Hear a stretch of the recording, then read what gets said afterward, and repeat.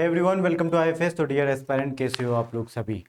आज हमारा 100 days challenge का डे 6 है, जिसमें आज फिर हम डिस्कस करेंगे क्वेश्चंस सेल बायोलॉजी के। ठीक है एवरीवन, तो चलिए, आई होप आपने हमारे ऐप से या फिर वेबसाइट से क्वेश्चन सॉल्व कर लिए होंगे और आपके सही भी हुए होंगे, राइट। बट ये वीडियो देखना ज़रूरी इसलिए भी है क्योंकि आपको पता चलना चाहिए कि कोई क्वेश्चन सॉल्व करने की अप्रोच क्या क्या हो सकती है। और बेसिकली यहाँ पर आपको आंसर तो मिल भी सकता है, ठीक है, आपने ऐप पर गए, सॉल्व किया, ठीक है, आपका करेक्ट आ गया, आंसर मिला आपको, बट रीज़न क्या है उस स्पेसिफिकली, और क्या रीज़न हो सकते हैं उसके साथ एड ऑन में, वो सब कुछ यहाँ सीखने को मिलता है आपको। ठीक है, बाकी के 3 ऑप्शंस गलत क्यों हैं, राइट, बाकी के 3 को एलिमिनेट कैसे कर सकते हैं, या फिर वो 3 ऑप्शन यहाँ पर गलत है तो वो किस चीज़ में यूज़ में आ रहे हैं, वो किसका रोल है, किसका फंक्शन है। तो ये सब चीज़ें आपको इस वीडियो सॉल्यूशन में देखने को मिलती है। इसलिए वेलकम एवरीवन, 100 डेज चैलेंज। चलिए स्टार्ट करते हैं। तो फर्स्ट क्वेश्चन है, which of the following statement about the cell cycle is true. इनमें से कौन सा स्टेटमेंट सेल साइकिल के अकॉर्डिंगली ट्रू है, सही है। सेल साइकिल पता है आपको, ठीक है, 1 से 2, 2 से 4 सेल डिवाइड हो रही है, ठीक है। तो अब सेल साइकिल कैसे चल रही है ये आपको पता है। तो सेल साइकिल यहाँ पर पूछा है कि सेल साइकिल के अकॉर्डिंगली कौन सा स्टेटमेंट ट्रू है। ध्यान रखना, एग्जाम में कभी भी मार्क जरूर कर लीजिए वहाँ पर, और करेक्ट लिखा रहता है, कभी इनकरेक्ट लिखा रहता है, तो आपको उसके अकॉर्डिंग करना होता है। फर्स्ट देखिए, यहाँ पर आपसे ट्रू पूछा गया है, तो the cell cycle consist of interphase and cytokinesis only. नहीं, इंटरफेस और cytokinesis only, is that true? नहीं, ये बात नहीं है, इंटरफेस के थ्रू नहीं। ठीक है, माइटोटिक फेज होती है, ठीक है, interface G1S G2 M phase, तो ये फेज भी होती है, सिर्फ ये दोनों फेज नहीं होती है। DNA replication occur during the G2 phase, नहीं, एस फेज में आता है। ठीक है, यदि ये सही होता तो एस फेज लिखते तो सही होता। दरअसल यहाँ पर लिखा है, नेक्स्ट थर्ड ऑप्शन है, the cell cycle is regulated by the cyclins and cyclin dependent kinase. ये बिल्कुल करेक्ट है, ठीक है, साइक्लिन और सी के साइक्लिन डिपेंडेंट काइनेज पर डिपेंड करती है सेल साइकिल। ठीक है, तो साइक्लिन सी के, ठीक है, आपने पढ़ा भी होगा, साइक्लिन डी, साइक्लिन ई, साइक्लिन, ठीक है, तो साइक्लिन ए, साइक्लिन बी, तो ये सारे साइक्लिन पर डिपेंड रहता है। ठीक है, जब ये साइक्लिन क्या, और CDK cyclin dependent kinase, kinase का काम है फोस्फोराइलेट करना। ठीक है, अब ये फोस्फोराइलेट तभी करते हैं तब कोई ना कोई साइक्लिन इनसे आके अटैच होता है। ठीक है, तो साइक्लिन डिपेंडेंट काइनेस मतलब ये काइनेस किस पर डिपेंड करते हैं, साइक्लिन्स पर, और साइक्लिन आएंगे तभी सेल साइकिल प्रोसीड होती है, सेल साइकिल एक फेज से दूसरी फेज में जाती है। इसलिए हम बोलते हैं कि cell cycle is regulated by the cyclins. ये बिल्कुल correct option. Mitosis occur during the G1 phase, नहीं, G1 के बाद एस फेज, एस फेज के बाद G2 फेज, और G1 के बाद एस फेज, एस के बाद G2 फेज, और G2 के फेज के बाद आप देख रहे होंगे यहाँ पर G2 फेज के बाद आता है हमारा क्या, माइटोसिस फेज। ठीक है, तो G2 फेज के बाद हमारा क्या आता है, माइटोसिस फेज। ध्यान रखिएगा। Next question, in which organelle does the Calvin cycle takes place. इनमें से कौन से और सेल ऑर्गेनली के अंदर केल्विन साइकिल होती है। तो मुझे एक बात बताओ, इसको चलो ठीक है, आपको नहीं पता केल्विन साइकिल कहाँ पर, आपको ये तो पता होगा कि सेल ऑर्गेनल में होती, नहीं पता आपको। चलो ये पता है आपको कि सेल क्या बोलते हैं, केल्विन साइकिल जो है ह्यूमन के अंदर होती है, कि हमने कभी पढ़ा है, हमने glycolysis TCA cycle, Calvin cycle कभी पढ़ा है आपने, नहीं ना। The answer is no. But आपको ये पता है कि केल्विन साइकिल आपने प्लांट में पढ़ रखा। तो ऐसा कौन सा सेल ऑर्गेनली है जो हमारे अंदर नहीं मिलता है, सिर्फ प्लांट के अंदर मिलता है। तो देख लेते हैं। माइटोकॉन्ड्रिया हमारे अंदर मिलता है, बट हमने सेल्स कभी भी केल्विन साइकिल नहीं पढ़ी, तो ये ऑर्गेनली भी नहीं हो सकता।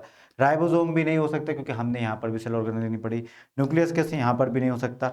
तो बस हमने क्लोरोप्लास्ट और प्लांट और हमें क्या डिफरेंस है, यहाँ पर क्लोरोप्लास्ट का।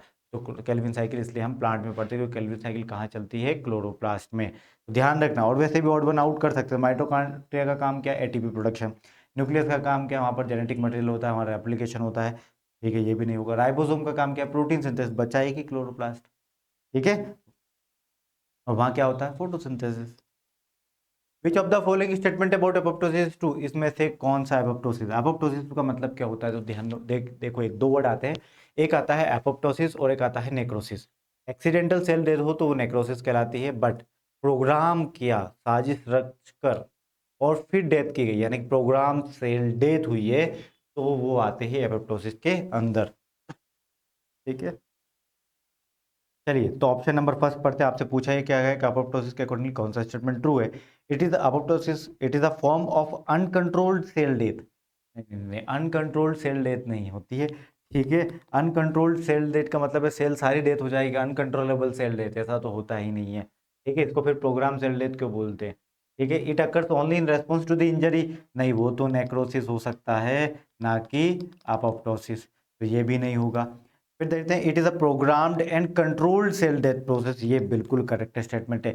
ये प्रोग्राम्ड सेल डेथ है। मान लो किसी सेल में इन्फेक्शन हो गया तो उस सेल की डेथ होनी, कोई सी सेल ट्रांसफॉर्म हो गई है, ठीक है, तो उस सेल की डेथ हो तो प्रोग्राम सेल डेथ है, ठीक है। ये ऑप्शन बिल्कुल सही है। नेक्स्ट देखते हैं it is always detrimental to the organism, नहीं नहीं नहीं, ऑलवेज डेट्रीमेंटल नहीं है, क्योंकि एपोप्टोसिस के अकॉर्डिंगली हम देखते हैं एपोप्टोसिस होता है जैसे development, during the development stages भी होता है, तो हमेशा डेट्रीमेंटल नहीं होगा ये। जैसे कि हमारी उंगलियां हैं, अब यहाँ पर ये बिल्कुल पहले ऐसे जुड़ी हुई थी, फिर इन के बीच में गैप कैसे हो, यहाँ की सेल डेथ हो गई है यहाँ पर की, तो ये एपोप्टोसिस में चली गई यहाँ की सेल, ठीक है, जिससे हमारा ये वाला स्ट्रक्चर बना है बेसिकली, ठीक है। तो हमेशा ऑलवेज वर्ड लिखा है तो यहीं पे रॉन्ग हो गया, ठीक है। हाँ, ज़्यादातर बोल देता या कुछ भी तो हम एक बार सोचते भी थे, मतलब सोच लेते, बट नहीं, ये बिल्कुल रॉन्ग हो। नेक्स्ट क्वेश्चन देखते हैं, what is the main function of nucleolus. Nucleolus का मेन फंक्शन क्या है, न्यूक्लियोलस का मेन फंक्शन क्या है, तो हमने देखा था कि वहां पर आरएनए बहुत ज्यादा होते हैं, ठीक है, न्यूक्लियस के अंदर मिलने वाला न्यूक्लियोलस, ठीक है, उसकी बात हो रही है। ये कोई सेल है, सेल के अंदर न्यूक्लियस है, ये एक रीजन बहुत कॉम्पैक्ट साइज का मिलता है, ठीक है, बहुत कंडेंस वाला रीजन मिलता है, तो इसको बोलते हैं हम न्यूक्लियोलस। तो डीएनए रेप्लिकेशन न्यूक्लियस में होता है, ना कि न्यूक्लियोलस में होता है। राइबोसोम का प्रोडक्शन, हाँ, राइबोसोम का production in the sense assembly यहाँ पर होती है, ध्यान रखना, राइबोसोम की असेंबली यहाँ पर होती है ना। लिपिड का सिंथेसिस तो एसीआर में होता है, ना कि न्यूक्लियोलस में। प्रोटीन का डिग्रेडेशन, ठीक है, तो प्रोटीन का डिग्रेडेशन यहाँ नहीं होता, ठीक है ना। तो आपको ये ध्यान रखना, 26 एस प्रोटीजोम या फिर अलग अलग जगह पे अलग अलग वो होता है, ध्यान रखिएगा, बट यहाँ नहीं होता है, ठीक है, तो ये भी नहीं आएगा। नेक्स्ट देखते हैं, आपका ये बनी गया कौन सा आएगा, राइबोसोम प्रोडक्शन, पूरा कंप्लीट राइबोसोम असेंबल होने के बाद यहाँ पर बनता है। तो विच of the following is the characteristics of facilitated diffusion, इनमें से कौन सा फैसिलिटेटेड डिफ्यूजन का कैरेक्टरिस्टिक फीचर है। फैसिलिटेटेड का मतलब क्या, ठीक है, आपने बात मान लिया, ठीक है सर, एक फैसिलिटेट मतलब आपने किस तरीके से उसको फैसिलिटेट किया है, ठीक है, वो फैसिलिटी मतलब आप वर्ड यूज कर सकते हो यहाँ पर, फैसिलिटी प्रोवाइड करी आपने ट्रांसपोर्टेशन की, ठीक है। अब फैसिलिटी कैसे, डिफ्यूजन, फैसिलिटेट डिफ्यूजन बोल रहा है, तो डिफ्यूजन में ये तो पक्की बात है कि एनर्जी रिक्वायरमेंट नहीं होती है, क्योंकि डिफ्यूजन क्या एक पैसिव प्रोसेस है, यहाँ पर एनर्जी नहीं लगती है, तो पैसिव प्रोसेस है, तो पैसिव प्रोसेस है तो आपको रिक्वायर्स एनर्जी नहीं, the answer is no.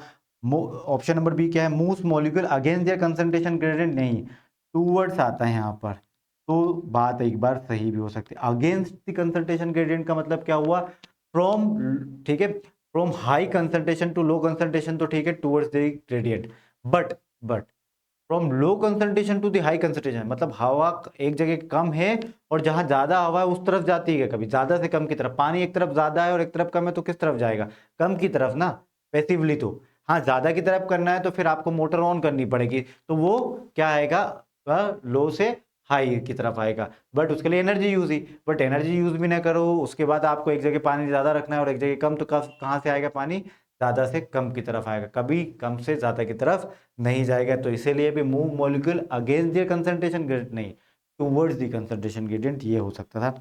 Involve carrier protein, ये देखो कैरियर प्रोटीन का यहाँ पर क्या है, बिल्कुल सही बात है, carrier protein is the correct answer. Is a type of active transport, नहीं, is a type of passive transport, ना कि एक्टिव ट्रांसपोर्ट, ठीक है। तो चलिए ये भी हो गया आपका। तो ये हमारे 5 क्वेश्चंस थे आज के दिन, कल के दिन वापस मिलेंगे, और ध्यान रखो जिस अभी तक आपने क्वेश्चन सॉल्व नहीं करने लगे हैं तो वहाँ per day 1, day 2, day 3, day 4, day 5 के क्वेश्चंस अपलोड हो चुके हैं, आप देख लीजिएगा, इस वीडियो के बाद डे 6 के भी हो जाएंगे। और यहाँ पर, ठीक है, आईआईटी जैम देखिएगा, आईआईटी जैम आपको कहाँ मिलेगा, जैसे आप लॉगिन कर लेते हैं आईएफएस के पेज पर, कहाँ मिलेंगे क्वेश्चंस ये मैं आपको बताना चाह रहा हूँ बेसिकली। तो आपको सिंपल सा आईएफएस का ऐप डाउनलोड कर लेना, या फिर आईएफएस की वेबसाइट विजिट करोगे, लॉगिन करोगे, तो सबसे पहले लॉगिन करने के बाद आपको अपर लेफ्ट कॉर्नर पर एग्जाम नेम सेलेक्ट करना है, वहाँ पर पीएचडी एंट्रेंस एग्जाम या कुछ भी जैसा कुछ लिखा, ऑनलाइन प्रोग्राम लिखा हो, तो आपको वहाँ पर सेलेक्ट करना होगा एग्जाम नेम। जैसे क्लिक करते हो तो वहाँ एग्जाम की लिस्ट आ जाएगी, जहाँ यहाँ पर ठीक है, यहाँ पर एग्जाम की लिस्ट आ जाएगी सारी। तो आपको क्या सेलेक्ट करना है, आईआईटी जैम। आईआईटी जैम पे जैसे क्लिक करोगे बायोटेक्नोलॉजी फील्ड सेलेक्ट कीजिएगा, फिर वापस यहाँ पर जाना और यहाँ पर एक जगह ऑप्शन आएगा लर्न फ्री का। लर्न फ्री पे जैसे क्लिक करोगे ऑनलाइन टेस्ट पे आना, और ऑनलाइन टेस्ट पे क्लिक करने के बाद आपके सामने ये हो जाएगा स्कॉलरशिप टेस्ट। स्कॉलरशिप टेस्ट में यहाँ पर पूरा बने हुए हैं day 1 day 2 day 3 day 4 day 5 day 6 day 7, ऐसे करते करते 70, ठीक है। तो यहाँ पर आपको देखना है। क्लियर है? तो thank you so much everyone. यदि आपने हमारा ऐप डाउनलोड नहीं कर रखा तो आप ऐप डाउनलोड कर लीजिए, क्योंकि सारी exam related information, exam pattern, syllabus, paper analysis, unit test, mock test, recorded batch, recorded courses, ये सारी चीज सब एक ही जगह। और कोई सी भी एग्जाम के बारे में, आईआईटी जैम हुई, गैट भी हुई, स्वेट पीजी हुई, किसी भी एग्जाम के बारे में आप यहाँ से देख सकते हैं। और वन मोर थिंग, हमारा बैच आईआईटी जेम और गेट बी के लिए 17 जून से स्टार्ट हो रहा है।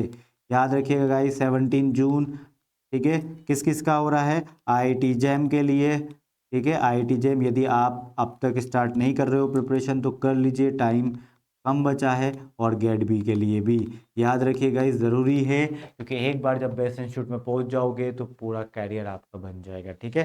तो चलिए 17 जून मिलते हैं लाइव बैच में। और one more thing, 100 days challenge मैं डेली लाता रहता हूँ इसी प्लेटफॉर्म पे, यूट्यूब के हमारे इसी चैनल पर। तो बने रहना मेरे साथ। यदि आपने चैनल को सब्सक्राइब नहीं कर रखा हो तो सब्सक्राइब, और यूट्यूब चैनल और बेल आइकन बाजू में ही है, उसको और क्लिक, ठीक है, उसको और प्लीज़ प्रेस कर लीजिएगा, ताकि डेली अपडेट्स आती रहती है। और किसी चीज़ के बारे में कमेंट करके मुझे बताइए कि आप चाहते हो किसी चीज़ पर वीडियो बनाना, चाहे वो हुआ किसी कॉलेज या फिर किसी एग्ज़ाम के बारे में, कुछ एग्ज़ाम पैटर्न, पेपर एनालिसिस, क्या आप जानना चाहते हो। और I will make video on that as well. Till then bye bye, take care and happy learning.